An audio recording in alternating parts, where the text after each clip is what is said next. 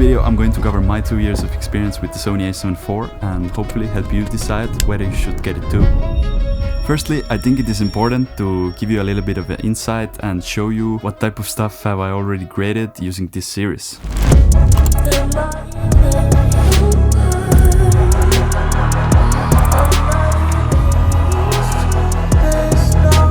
And that there is my old Sony A7 III, by the way.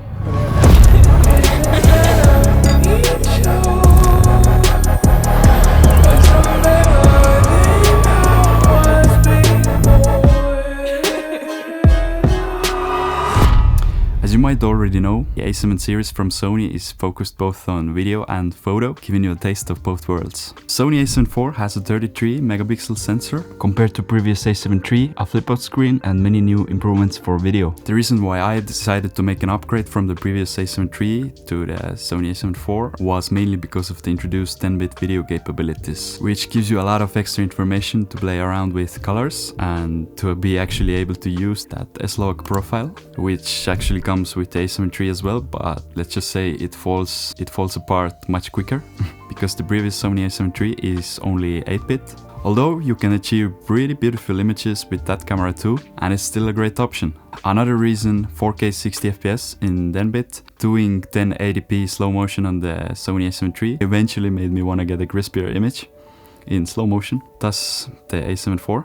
Important to mention though is that you will get a 1.5 times crop with it. For me it wasn't a deal breaker. Another thing to also quickly get settled in the beginning of this video is the topic of overheating. Don't be afraid of that. There's many videos telling you so, but there's actually this quick little fix for it. In camera, what you need to do is go to menu and scroll all the way down to this yellow toolbox over here, which is setup. Then scroll all the way down to number 8, which is called power setting option. And here at the bottom you have auto power off temp, and instead of standard, set this to high. Now there's also this confirmation, just click OK. And you're done. The camera will get noticeably warmer when filming B-roll for longer periods of time, but for me it has never gotten to that point where it would be like intolerable to grip it. And then again, anything longer I would see myself using a gimbal or a tripod. And something useful I would bring out from my older review video for this camera is that I did some recording time and file size tests for my own interest. So here they are. So you can make some comparisons yourself. The battery will drain a little bit quicker than the previous A7 III, but then again, when talking about video, you'd rather worry about the file sizes. It uses a NP-F-set 100 batteries, same as the previous A7 III. I've also gotten a battery grip for it by Meike and Meike. And the extra weight it adds just makes it more better for handheld footage. One important thing to mention here is because of the body size and form factor, the A7 III battery grip won't fit into this anymore and you'll have to get a new one. Touching up on the usability, what I like about the dial wheel is that photo and video are separated by this extra lower dial, which if nitpicking can go past the middle point if you're moving it quickly, but it's all good. And it is nice that you can set up to 3 presets. What else I want to mention about the body is that the strap mounts don't wobble around anymore and don't ruin your audio as it did on the previous A7 III. One thing that I do want to mention more is for video, I shoot everything in Slog 3, and in that mode I also use Slog 3 assist conversion LUT feature, which already immediately lets you see in camera what would your like washed out Slog 3 footage would look like when you apply a Rec 709 conversion LUT on it. And the thing is, when I leave it on and go to photo mode to take pictures, is that it still stays on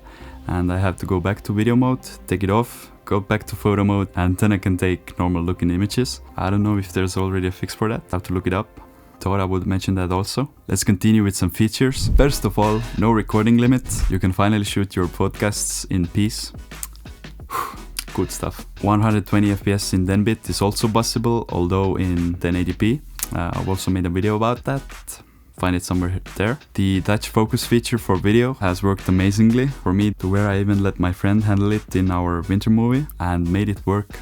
So the Sony A7 IV also has a flip-out screen, which has helped me quite a lot because for this type of filming, I'm still using a manual lens, so I can use focus peaking and set the focus. Hopefully it's good. I don't know. So the lens is actually Tokina 11 to 16mm 2.8. And this next information, what I'm about to tell you, it might actually be good news for some. Quite useful tip is that if you're thinking about that 4K 60 crop and you still wanting to get those ultra wide shots, then at 11 millimeters after crop it should be like 16.5 millimeters, and you will still get those 4K 60 slow motion ultra wide shots. And it's also a way cheaper lens, and actually saves you a lot of money because like the Tamron 17-28 lens is already way more expensive. Yeah, the only frustrating thing sometimes is the autofocus, but by far it has worked for me and it's good.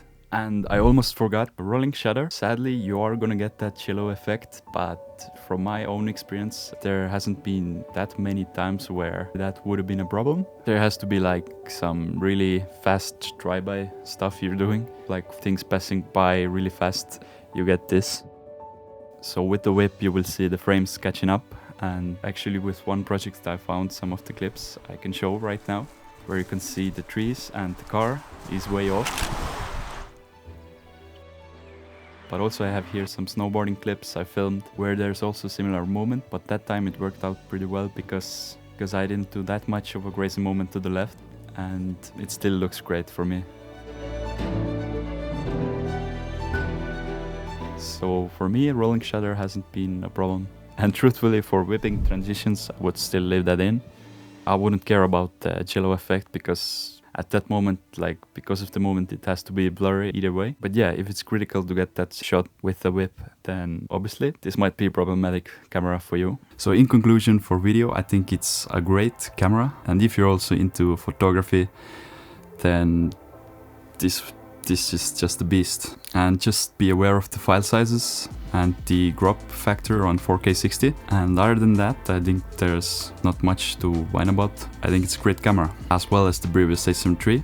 Still both great cameras. So in conclusion, if you happen to use the previous A7 III as well and you want to upgrade just for photography but don't care much for the video side improvements, I don't think there's much that you will gain from the upgrade. Some extra megapixels, slight advantage in focus points, low light performance and tracking performance. If you got something out of this, like the video, and as always, a subscribe would be awesome. And yeah, I see you soon. Peace.